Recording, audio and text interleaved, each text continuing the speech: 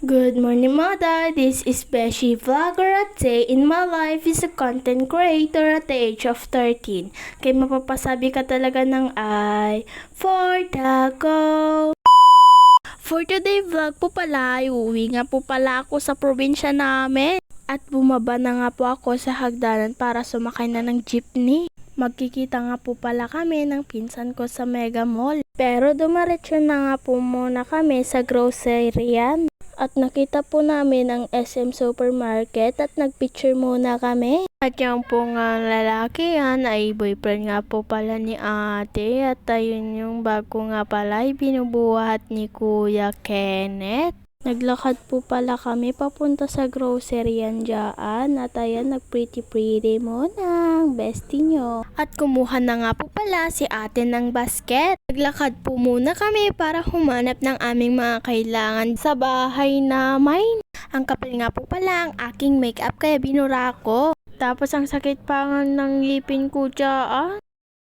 At namimili na nga po pala si ate dyan at ayan bibidyohan ko daw. Tapos hinahanap po namin pala yung boyfriend ni ate dyan. At sa wakas ay nahanap po namin si Kuya Ken dyan at para nga pong bata dyan kasi yung bag niya ay bit-bit na lang. At yung time na yan ay hinahanap ko po pala si ate dyan. At sa wakas ay nahanap po nga po pala si ate dyan.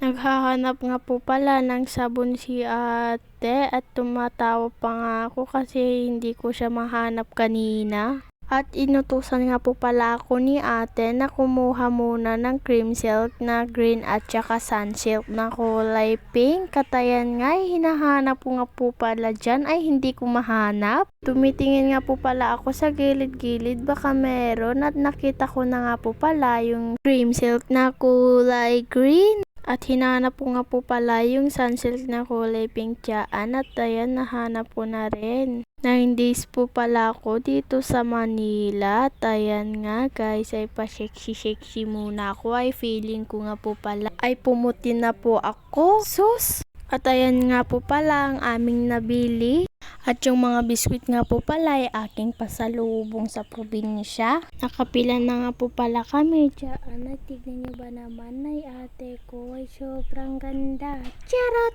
At si Kuya Ken nga po pala ay binuhat na po yung aming binili. At ayan nga ay umuulan nga po pala dyan. At naghintay na nga po pala kami ng aming bus na sasakyan. At ayan nga ay nagpuyat nga po pala kami dyan.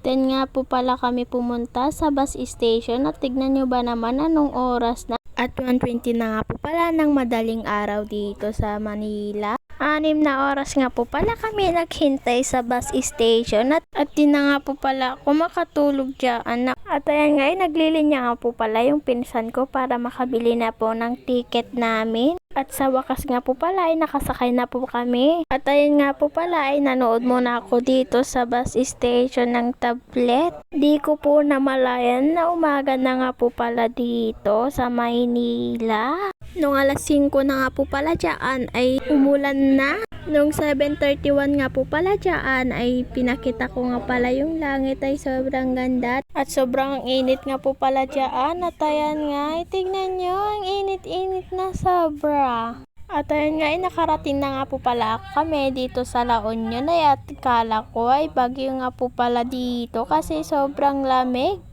At pinakita ko nga pa yung langit kasi sobrang itim na at sabi na nga po pala yung pinsan ko ay uulan nga daw.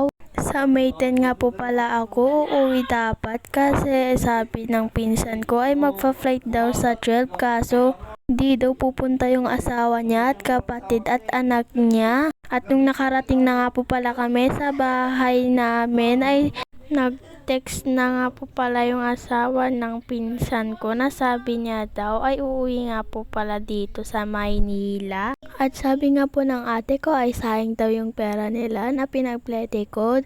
Di naman sigurado yung pinsan ko na pupunta yung asawa niya at kapatid niya at anak niya. At dito nga po pala sa Ilocos ay hindi nga po umulan. At yung time na nga po dyan ay inaantok na po ako dyan. Tignan nyo nga po pala yung mata ko ay sobrang antok na. Pero ginising nga po pala ako ng pinsan ko kasi lilipat daw po kami ng bus. At ayan nga ay nag-transfer muna kami ng aming bus. At ayan nga yung mga pinsan ko guys. So nakauwi na ako. Bye!